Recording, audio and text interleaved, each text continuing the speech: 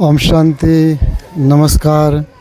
अभी हम नेपाल के जोगमनी बॉर्डर से विराटनगर से इटहरी रोड से धरान सिटी में आए। धरान सिटी की बाहर पहाड़ी पर यहाँ पर मंदिर है, कई सारे मंदिर है। इसमें से एक मंदिर है श्री पंचकन्या मंदिर है। अभी हम यहाँ पर आए हुए हैं। हम यहाँ पहली बार आए हैं, तो यहाँ पर हम आए, हमें बहुत अच्छा लगा। चारों तरफ फॉरेस्ट है, बड़े बड़े पेड़ है, जंगल है और बीच में एकदम शांत वातावरण में, कुदरती वातावरण में है ना। यहाँ पर चारों तरफ जंगल ही जंगल है ना। यहाँ पर लोगों का है ना इतना ज़्यादा बस्ती नहीं है, बसवाट नहीं है। तो यहाँ पर एकदम कहे कि कुदरती सानिध्य के अंदर है ना एक बहुत सुंदर स्थान है।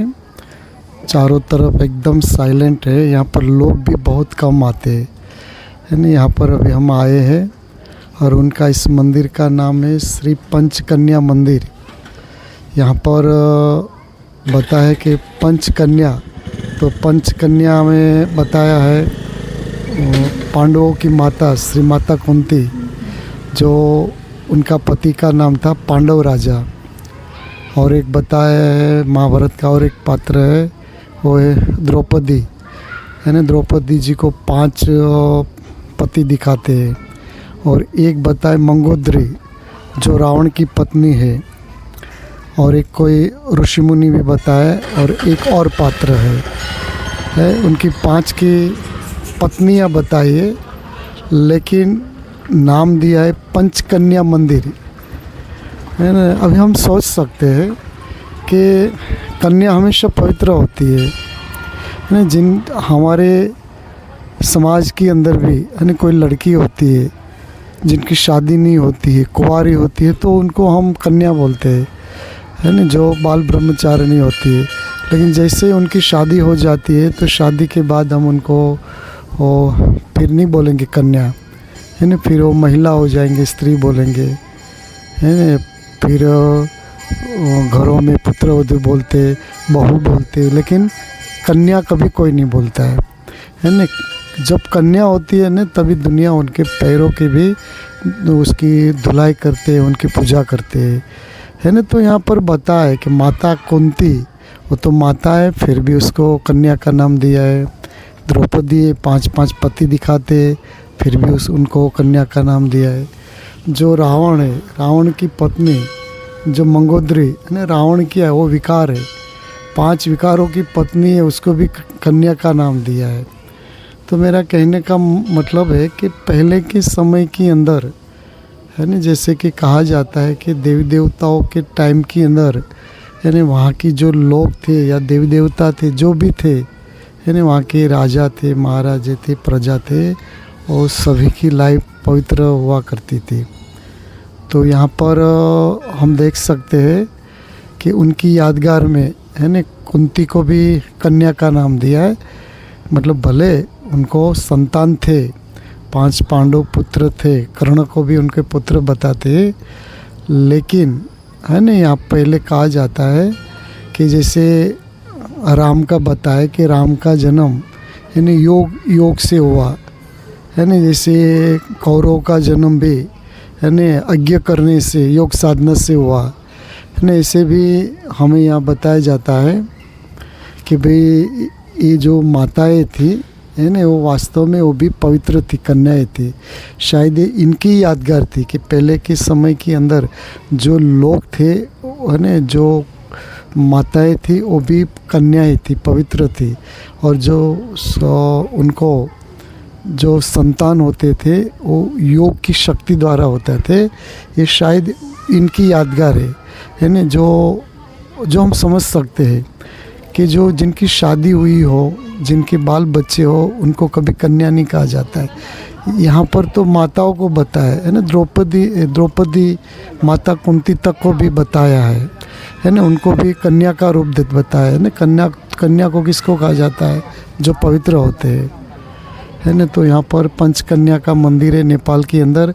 आप कभी भी आओ तो आ सकते हो, है ना। जोगमनी से, विराटनगर से, इटहरी के रास्ते से ये आपको बहुत सारे बसेस वगैरह मिल जाएगी, टेम्पो मिल जाएगी, कार मिल जाएगी। यहाँ पर आप आ सकते हो। जोगमनी से शायद ये मेरे ख्याल से 50-60 किलोमीटर की दूरी पे है, ज़्यादा दूरी पर भी नहीं है। और यहाँ आने के लिए आपको बहुत सारी गाड़ियाँ, है ना, लाइन से मिल जाती है। तो कभी आप आके देख सकते हो। यहाँ पर, है ना, जो शादीशुदा है ना, उनको भी कन्या के रूप में बताया है। कन्या माना पवित्र कन्या होती है, जो कुंवारी होती है उनको ही कन्या कहा जाता है। तो इस मंदिर को आप कभी भी आके आप देख सकती हो। उनका यहाँ पर, है ना, आपको पूरा मंदिर आपको देखो मेरी राइट साइड में है। अभी मैं दिखाता हूँ, देखो यही मंदिर है वो, है ना, आप देख सकते हो। अगर वो आप शायद यूट्यूब में या गूगल में हो तो भी आप सर्च करके देख सकते हो कि यहाँ पर श्री पंचकन्या मंदिर, जो पंचकन्या में द्रौपदी जी आती है, माता कुंती जी आती है, मंगोदरी भी बताया, एक ऋषि मुनि की भी एक पत्नी बताई है, एक मार्कंड ऋषि का ऐसा कुछ बताया, और एक भी बताया, वो मैंने अभी पढ़ा है लेकिन अभी मुझे याद नहीं रहा। तो आप आके कभी भी आके देख सकते हो आप, ठीक है। ओम शांति। सही सही बताया। धरान की सबसे बड़ी सब्जी मार्केट आप देख सकते हो। यहाँ बड़े बड़े शिमला मिर्च है, जो 3 में 1 केजी हो जाएगा। ये धरान की सब्जी मंडी, फ्रूट्स मार्केट।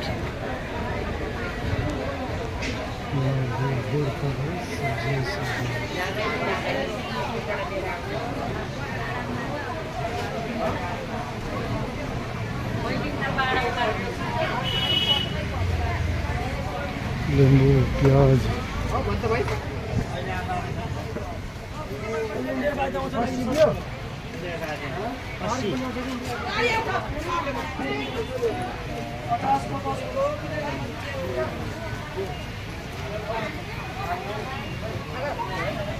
ये सब्जी मार्केट है, लेकिन यहाँ आपको गाय, बकरे, गंदगी वगैरह नहीं मिलेगी। एकदम स्वच्छ मार्केट, और सभी की दुकानें भी एकदम लाइन से सिस्टम से लगाई है, और ना कोई शोर है ना कोई बकौर है, कोई आवाज़ भी फालतू नहीं है, एकदम स्वच्छ है। आप देखेंगे तो यहाँ कोई प्रकार का आपको रास्ते में कचरा वचरा नहीं दिखेगा, और ऊपर से पूरा बंधा हुआ छेड़ है पतरे का, आप देख सकते हो। वहाँ तक बहुत बड़ी मार्केट है, बहुत लंबी मार्केट है। नाशपाती इतना होता है कि लोग अपने जो पशु होते हैं, बकरे, गाय को भी नाशपाती कटिंग करके खिलाते हैं। यहाँ पर नाशपाती इतना होता है, आपको नेपाली 50 रुपये में, मतलब इंडियन हो गया 32 में, आपको 2 केजी नाशपाती रिटेल में मिल जाएगा। नेपाल का धरान सिटी का बाज़ार, ये मेन बाज़ार नहीं है, लेकिन बाज़ार के अंदर भी एक बाज़ार है, वही है। अब बहुत सारे कपड़े की शॉप है, और देखो सब कुछ मिलता है, जैसे कि बैग है, छतरियाँ है, झोला है, सब कुछ मिलता है। देखो बैग है, बेल्ट है, कपड़े है। तो ये मैं आपको इसलिए दिखा रहा हूँ कि यहाँ पर देखो स्वच्छता कितनी है ना। कहीं पर भी आपको गंदगी नज़र नहीं आएगी, तो वो चिल्लम चिल्ली नहीं है, और किसी ने दुकान के बाहर अपना बोर्ड लगाया हो, बाकड़ा निकाला हो, टेबल निकाला हो, रोड को पूरा ब्लॉक करके रखा हो, ऐसा नहीं है। आप देखो खुला रोड, खुला है यहाँ पर। ये मछली बाज़ार, सूखी सूखी मछली है, लोग नेपाली लोग बेचते हैं। यहाँ पर बदबू आ रही है। अभी हम धरान के बस स्टैंड के पास आ गए हैं। धरान का बस स्टैंड, यहाँ पर एक पुराना, ये देखो एक घंटा घर है जो अभी आपने देखा, ऊंचा ऊंचा, करीब ये 5-6 मंजिला तक का है। और ये धरान जो सिटी है उनका जो मेन चौक है, मुख्य चौक, ये वहाँ पर आता है। तो यहाँ पर सब्जी मार्केट है, और ये घंटाघर की सामने, घंटाघर के भी सामने होता है और बस स्टैंड के भी सामने वहाँ पर एक कपड़े की और कुछ चीज़ों की वहाँ बड़ी मार्केट लगती है। तो अभी हम धरान सिटी का जो बस स्टैंड का मेन एरिया है, चौराहे है, अभी हम वहाँ पर आए हैं। तो यहाँ पर देखो कई सारी टुक टुक इलेक्ट्रिक रिक्शा वगैरह चलती है।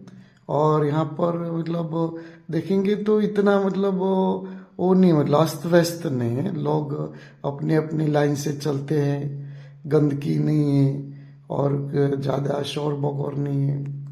देखो अभी हम ये इधर आ गए जो घंटाघर का टावर है। यहाँ कुछ टिकट 20 रुपया है, हमने 20 रुपये की टिकट ले लिया और अभी हम घंटाघर के ऊपर जाएंगे। और घंटाघर के आसपास में, बरोबर सिटी के बीच में है, मेन चौक के पास में घंटाघर है। और वहाँ पर घंटाघर के आसपास में लेफ्ट और राइट साइड में कुछ गार्डन बना है, छोटा सा गार्डन, बहुत अच्छा है। तो यहाँ पर भी आप बैठ सकते हो, बैठने के लिए बातचीत करो, जितना समय बैठना है बैठो, बातचीत करो, कोई हर्जा नहीं। अभी हम ऊपर जा रहे हैं, है ना, एक करीब 5-6 मंजिला का ऊपर का इतना अंतर पे ऊपर है। तो अभी हम दिखाएंगे।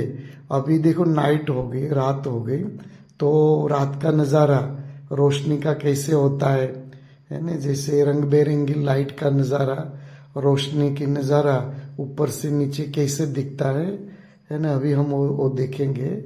तो अभी हम जा रहे हैं एक घंटाघर। यहाँ पर लिफ्ट नहीं है, तो चिड़िया चढ़ के जाना पड़ता है। तो अभी हम ऊपर जाके आपको दिखाता है। और ये बरोबर सिटी के मेन मध्य में आता है, मेन चौक में। तो उसके ऊपर आप चढ़ने से चारों ओर के मतलब सिटी दिखता है। तो अभी देखो हम ऊपर आ गए, देखो कितना अच्छा नज़ारा दिख रहा है। वाह, बेस्ट नज़ारा, सुंदर नज़ारा, ऊपर से अच्छा लगता है ना। हम कई स्थान में ऊपर से देखते हैं तो छोटा मोटा हर चीज़ क्लियर दिखता है, तो अच्छा लगता है। देखो नीचे गाड़ियाँ, रिक्शा, स्कूटी, बाइक वगैरह सब कुछ जा रहा है। और यहाँ पर चारों तरफ बस स्टैंड के आसपास में, घंटाघर के आसपास में कई सारे होटल है। तो आपको यहाँ पर पीछे भी होटल मिल जाएंगे, और बस स्टैंड के आसपास में रोड पर भी, अंदर गलियों में भी कई सारे होटल है, गेस्ट हाउस है। वहाँ पर आपको ये सब रूम वगैरह मिल जाएंगे। यहाँ का रूम का रेट रहता है, एक रूम का रहेगा 500 रुपये इंडियन, मतलब नेपाल का 800 रुपया होता है। तो इंडियन के 500 रुपये में 2-3 लोग सो सकते हैं आराम से। तो आपको एक अच्छा सा होटल मिल जाएगा।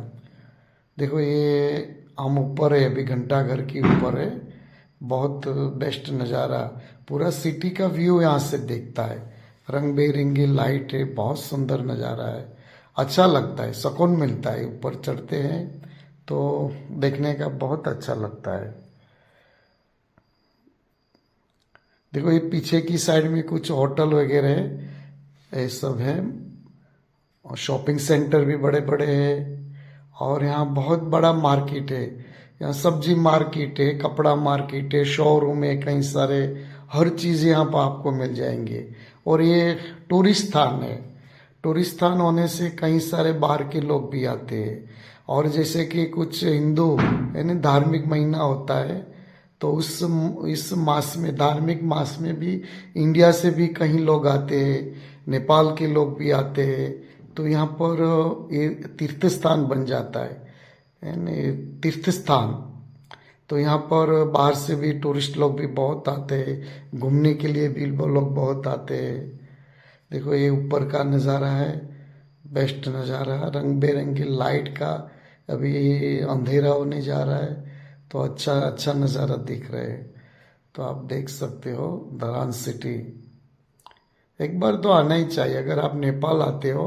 और ये जोगमनी से ज़्यादा दूर है नहीं, यानी अगर आप बिहार की ओर से आते हो तो एक आध बार यहाँ चक्कर लगाने में कोई हर्जा नहीं, क्योंकि यहाँ कई सारे मंदिर भी है पहाड़ के ऊपर। सिटी के ऊपर जो पहाड़ है पास में, वहाँ मंदिर भी है। कल हम वहाँ गए थे तो हमने देखा, एक वीडियो भी हमने पूरा उसमें दिखाया है।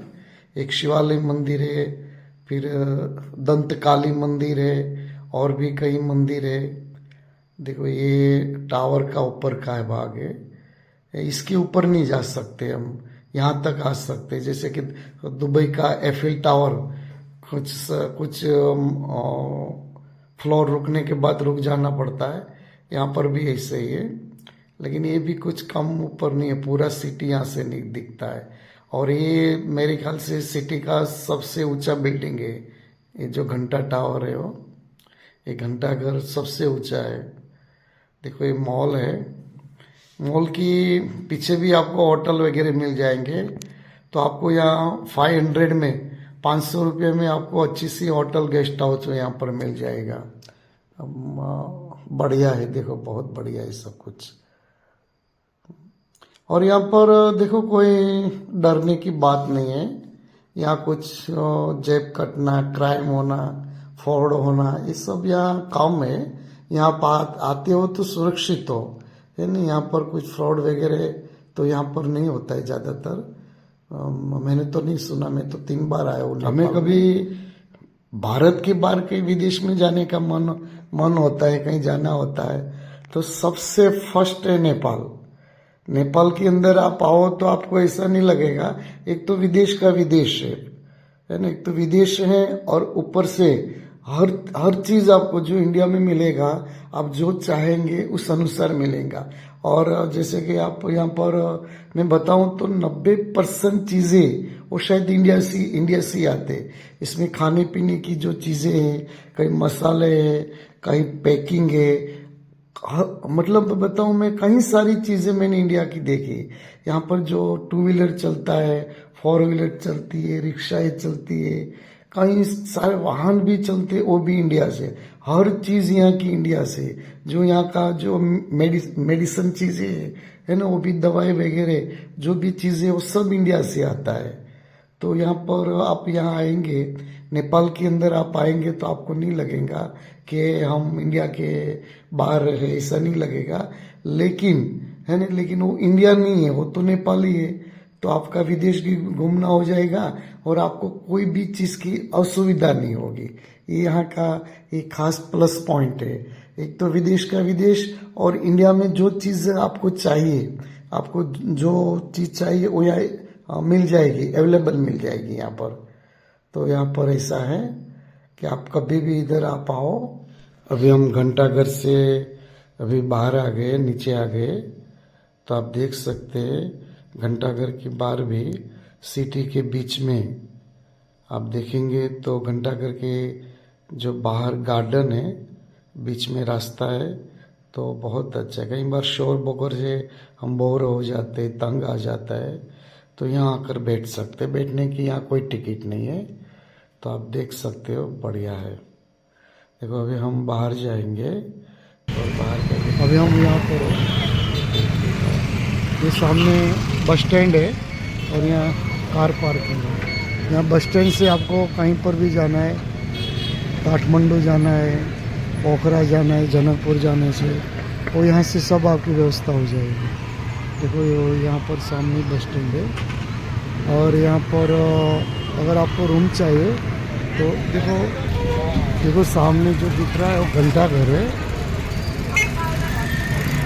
बराबर। तो घंटाघर के आसपास में आपको बहुत सारे होटल वगैरह भी मिल जाएंगे।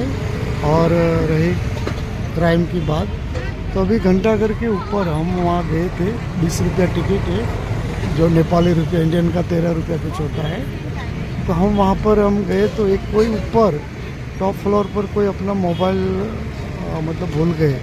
तो वहाँ पर जो लड़कियाँ था, नेपाली लोग ही थे, और नेपाली लड़की ने पहले मुझे पूछा कि भाई जी आपका मोबाइल छूट गया है, ऊपर पड़ा है। मैंने बोला नहीं, मेरा मोबाइल तो मेरे पास है।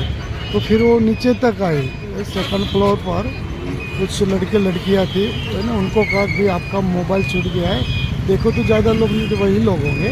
तो उन्होंने, एक लड़के ने कहा मेरा मोबाइल छूट गया है। तो कहने का मीनिंग सही है कि ऐसा नहीं है यहाँ पर कि मतलब हमारे कई बार क्या होता है कि हमारा मोबाइल है ना हमारे जेब से निकाल लेते हैं, है ना। अगर ट्रेन है तो ट्रेन में से छीन लेते हैं, कहीं कहीं कहीं जगह पे कहीं सोए रहते हैं, तो फिर वहाँ पर लोगों को जैसे चांस मिलता है तो चोरी कर लेते हैं। लेकिन हमने अभी देखो, हमें भी एक अच्छा अनुभव हुआ, पॉजिटिव अनुभव हुआ जो आपके साथ शेयर कर रहे हैं कि यहाँ पर अच्छे लोग हैं। मतलब आपका पॉकेट कोई छीन लेंगे, आपको लूट लेंगे, बेवकूफ़ बना के कहीं आपको लेके जाएंगे, फिर 4 लोग आके ये करेंगे। ये सब यहाँ पर बहुत नेपाल में, यहाँ पर इसमें धरान सिटी में तो बहुत कम है ना। देखो ये कोरिया से भी आता है, चाइना का भी आता है, मतलब विदेशों से भी कुछ चीज़ें आती हैं जो आप यहाँ ख़रीदा करने चाहो तो कर सकते हो। लेकिन नेपाल महंगा है, लेकिन कोई कोई चीज़ों में सस्ता भी है ना। सबसे सस्ता तो इंडिया ही है अभी, है ना। इंडिया जैसा सस्ता आपको कहीं नहीं मिलेगा। देखो ये कपड़ा मार्केट है पूरा, देखो सब व्यवस्थित रीति से है ना। मार्केट में जैसे गाय घूमती हो, बकरे घूमते हो, है ना, यहाँ पर ऐसा नहीं है।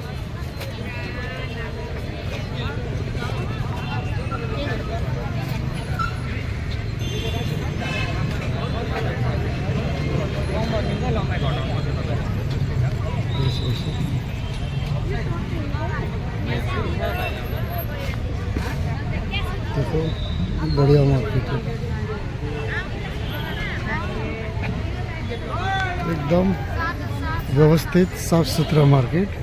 ना गाय है, ना बकरे है, ना कुत्ते घूम रहे, ना गोबर है। देखो एकदम स्वच्छ सिटी, धरान सिटी नेपाल का।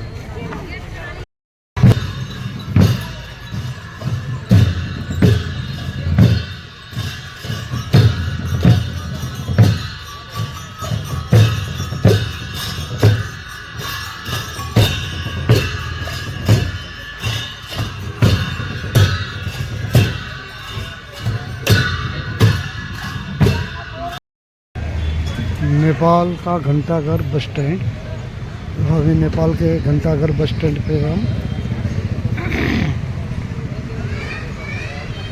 अभी तो रात हो गई तो बसें कम हो गई।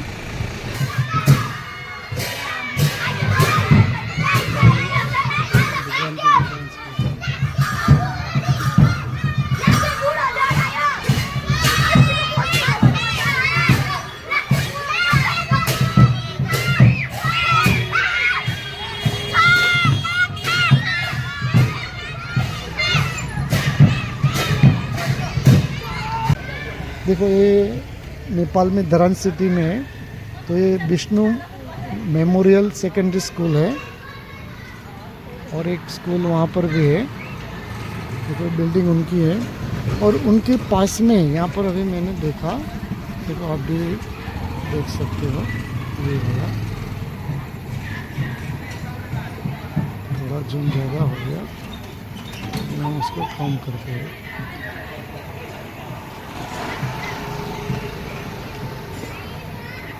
देखो यहाँ कोरियन, जापानीज़ भाषा सिखाया जाता है। तो हम लोग क्या होता है इंडिया वाला का, है ना, हम लोग कई बार देखो इंडिया वाले को तो विदेशों में बहुत कम चांस है, लेकिन नेपाल वालों को विदेशों में जाने के चांस ज़्यादा है। तो इंडिया वाले को कम चांस होने से इतनी तैयारी भी नहीं करते हैं, और जब विदेश में जाते हैं तो वहाँ पर की जो लैंग्वेज होती है उस कंट्री की, तो उनको वहाँ पर कुछ आता नहीं है, ज़्यादातर लोगों को नहीं आता है। यानी कोई कोई सीखते होंगे, है ना, लेकिन ज़्यादातर लोगों को नहीं आता है। लेकिन नेपाली लोग है ना पहले से ही सब कुछ तैयारी करके जाते हैं, है ना। नेपाली लोग समझो कि 6.5 करोड़ की उनकी पॉपुलेशन है, इसमें से 3 करोड़ लोग तो विदेशों में ही होंगे। तो यहाँ पर कोरियन जापानीज़ भाषा सिखाते हैं, जैसे कि फिर स्पेनिश है, फिर फ्रेंच भाषा है, इंग्लिश है ना। ऐसी कई सारी जो भाषा है ना, ये लोग नेपाली लोग पहले से कंप्लीट करके जाते हैं, ताकि वहाँ जाके उनको कुछ भी दिक्कत नहीं और तुरंत अपने काम के अंदर, अपनी जॉब के अंदर अच्छी सी तरक्की कर सकें। देखो, तो मैंने अभी यहाँ पर देखा, तो मैंने सोचा कि एक बार बता दूँ